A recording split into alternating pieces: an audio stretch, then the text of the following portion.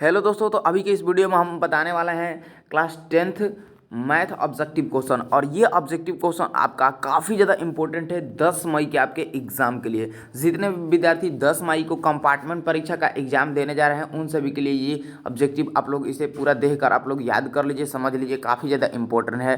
ठीक है, 10 मई के आपके पेपर में आने वाला सब ये ऑब्जेक्टिव क्वेश्चन है जो काफ़ी ज़्यादा इंपॉर्टेंट है। ठीक है, तो 10 मई का कंपार्टमेंट परीक्षा का एग्जाम है। ठीक है दोस्तों, मैथ का। ठीक है, और लेकर आ चुके हैं काफ़ी ज़्यादा इंपॉर्टेंट ऑब्जेक्टिव। तो शुरू से लेकर अंत तक वीडियो को देखिए और सभी क्वेश्चन को आप लोग याद कर लीजिए। उससे पहले चैनल पर नए हैं तो चैनल को आप लोग सब्सक्राइब कर लीजिए। ठीक है, और बेल आइकन को ऑल पर प्रेस कर लीजिए। ठीक है, चलिए पहला क्वेश्चन देखिए, परमेय संख्याओं को निरूपित किया जाता है।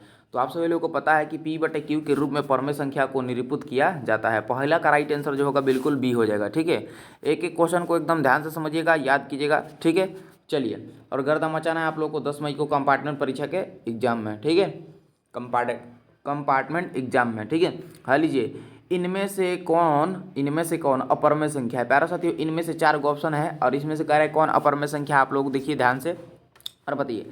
तो यहाँ पे अपरमेय संख्या की बात करेंगे तो यहाँ पे 1.7 पर एकड़िंग ये आपका परमेय संख्या है। दो भी एक परमेय संख्या है। और यहाँ पे अपरमेय संख्या √2 जो है ये आपका बिल्कुल अपरमेय संख्या नहीं है। आपको पता है जो रूट में रहता है वो आपका अपरमेय संख्या होता है। और क्वेश्चन भी वही कह रहा है कि इनमें से कौन अपरमेय संख्या है। तो यहाँ पे ऑप्शन सी जो है बिल्कुल करेक्ट आंसर हो जाएगा। ठीक है, चलिए इसी प्रकार का नेक्स्ट क्वेश्चन है। क्या कहता है, आप लोग ध्यान से देखिए 3 नंबर की, परमेय संख्याओं और अपरमेय संख्याओं के समूह को क्या कहते हैं।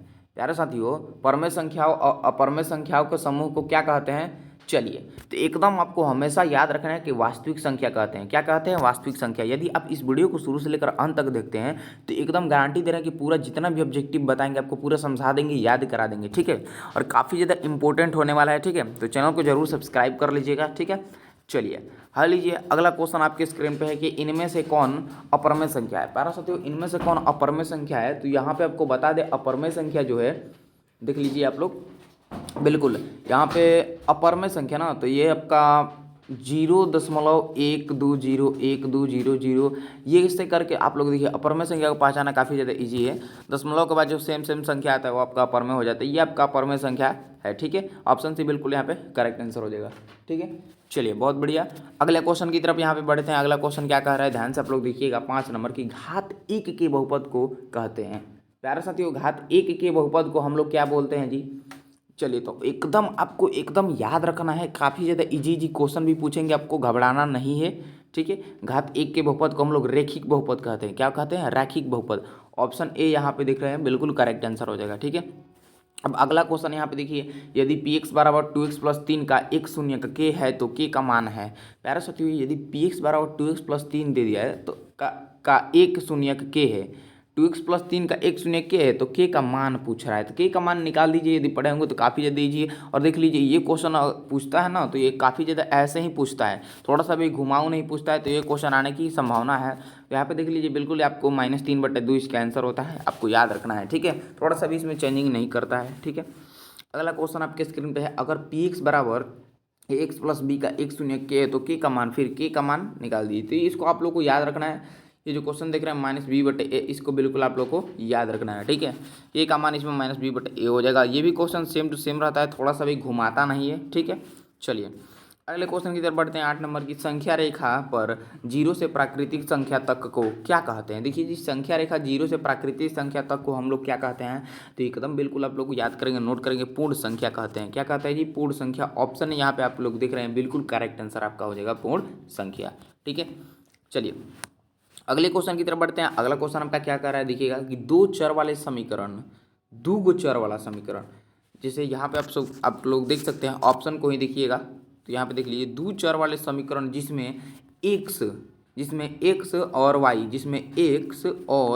वाई, दो चर हैं का व्यापक रूप है। प्यारे साथियों, तो यहाँ पे देख लीजिए एक्स और वाई कह रहा है ना, तो यहाँ पे देखिए दो चर वाले व्यापक रूप ax+by+c बराबर 0, ऑप्शन है बिल्कुल करेक्ट हो जाएगा, बाकी सब ये गलत है। ठीक है, चलिए अगले क्वेश्चन की तरफ बढ़ते हैं। अगला क्वेश्चन आपका क्या कह रहा है, दो चर वाले रैखिक समीकरण ax+by+c बराबर 0 में y का मान है।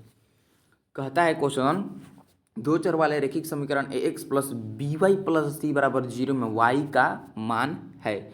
इसमें y का मान यहाँ पे देखिएगा तो ए x plus C minus a x plus c बटे बी, यहाँ पे ऑप्शन सी आपका बिल्कुल करेक्ट आंसर हो जाएगा। ठीक है, a x plus b y plus c बराबर 0 में y का मान है तो minus a x plus c बटे बी, ऑप्शन सी बिल्कुल करेक्ट। ये भी क्वेश्चन काफ़ी ज़्यादा इंपॉर्टेंट है, ये 10 नंबर ये भी क्वेश्चन आ सकता है क्योंकि ये भी बहुत बार पूछा गया है क्वेश्चन दोस्तों। ठीक है, तो यहाँ पे 10 का बिल्कुल करेक्ट आंसर सी हो जाएगा।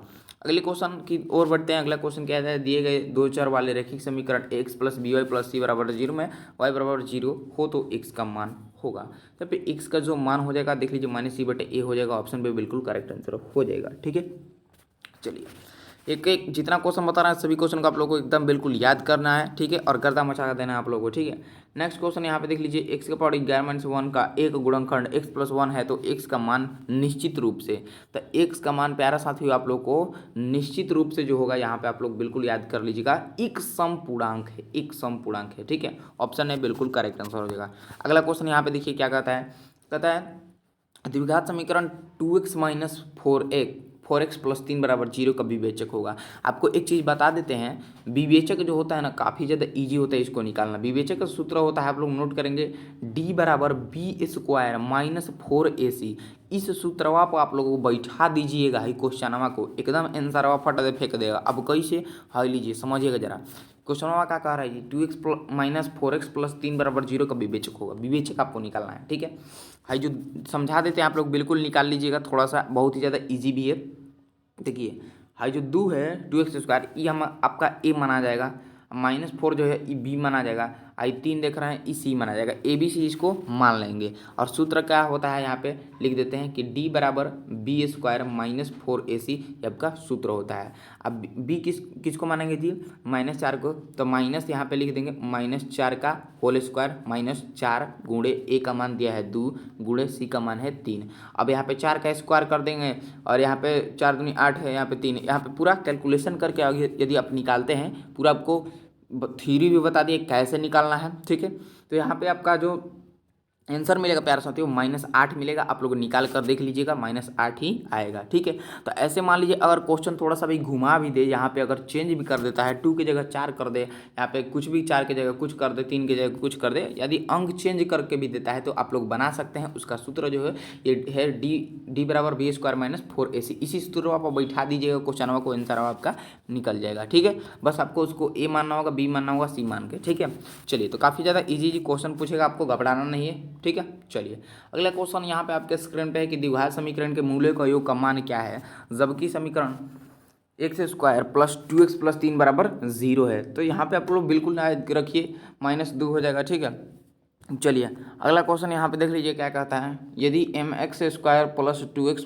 प्लस m बराबर 0 के दो मूल वास्तविक होंगे यदि m बराबर ±1 होगा। 15 का बिल्कुल करेक्ट आंसर यहाँ पे सी हो जाएगा, एकदम याद रखिएगा। ठीक है, हाई लीजिए 16 नंबर क्या क्वेश्चन कहता है, एपी दिया गया है, यहाँ पे क्वेश्चन को समझिएगा। यहाँ पे एपी दे दिया है 3, 13, 23 डॉट डॉट डॉट का सार व अंतर है। तो प्यारे साथियों आपको बता दें, एपी दे दिया गया है 3, 13, 23 डॉट डॉट का सार व अंतर आपको निकाल देना है, यानी सार व अंतर आपको निकालना है। इस फार्मूला पर आपको बैठा देना है। पहले तो उसका डी निकाल लेंगे, डी निकाल लेना है, d2 माइनस d1 पे आपको डी निकाल लेना है। तो d2 ये क्या हो जाएगा 13 हो जाएगा, और d1 क्या हो जाएगा 3 हो जाएगा। तो 13 को में से 3 जाएगा तो 10 हो जाएगा। तो d का मान यहाँ पे पहले निकाल लेना है, उसके बाद से आपको क्या करना है जी, हाँ सार्वंतर निकल ही गया।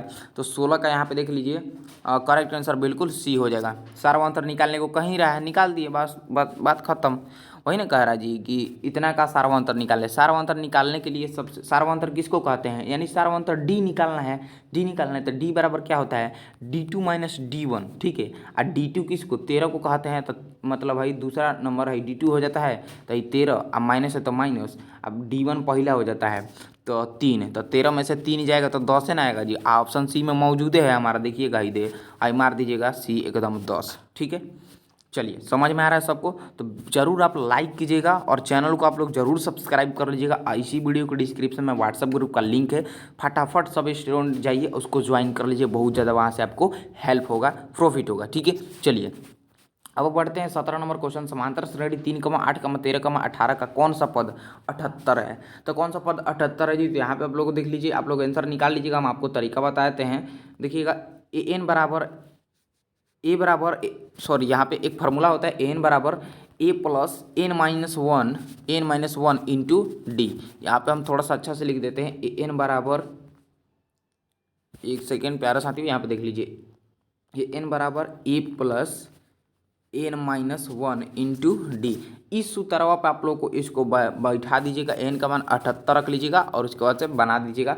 तो बिल्कुल 17 नंबर क्वेश्चन के यहाँ पे आंसर जो आपका निकलेगा उस 16वां पद निकल जाएगा। क्या निकलेगा कि 16वां ऑप्शन है, बिल्कुल यहाँ पे करेक्ट आंसर हो जाएगा। इसी प्रकार यहाँ पे 18 नंबर क्वेश्चन देखिए, यदि किसी एपी का प्रथम पद ए सार्वअंतर डी है तो एक्सवां पद होगा। तो यहाँ देख लीजिए, यदि किसी एपी का प्रथम पद आपका ए है, सार्वअंतर डी है, तो एक्सवां जो पद होगा, एक्सवां पद ये क्या होगा? ठीक है, चलिए तो यहाँ पे आप लोग को बताते हैं जो एक्सवां पद यहाँ पे होगा ना जी। तो देखिए 18 नंबर, चलिए बहुत बढ़िया, ए एक्स प्लस, यहाँ पे देख लीजिए, आपको यहाँ पे हम टिक कर देते हैं, a plus x minus one into d.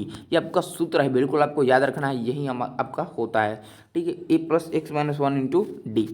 अब नेक्स्ट क्वेश्चन यहाँ पे है, त्रिभुज एबीसी में डीई समानांतर बीसी और एडी बटे डीबी बराबर 5/3, तब एई बटे ईसी बराबर क्या होगा? तो ये आपको बिल्कुल याद रखना है, नोट कर लीजिएगा, बिल्कुल प्यारा से 5/3 होता है इसको सोल्यूशन करने पर। ठीक है, आप लोग ये पता है कहाँ का क्वेश्चन है, त्रिभुज का ये क्वेश्चन है ऑब्जेक्टिव टाइप में। ठीक है, त्रिभुज का यदि आप लोग पढ़े होंगे त्रिभुज चैप्टर, तो वहीं का ये क्वेश्चन है। ठीक है सब, चलिए, और ये एक लास्ट 20 नंबर क्वेश्चन देख लीजिए। ये क्वेश्चन भी थोड़ा सा घुमाव नहीं पूछता है, ये भी क्वेश्चन एकदम मैचिंग पूछता है कि नीचे के चित्र में डीई समानांतर बीसी, तो एक्स का मान होगा। तो यहाँ पे एक्स का जो मान हो जाएगा जी, देख लीजिए, बिल्कुल यहाँ पे 8 इकाई इसका मान आता है। ठीक है, 8 इकाई, इसको सोल्यूशन करने पर काफ़ी लंबा सोल्यूशन जाता है जी। ठीक है, 8 इकाई याद रखिएगा।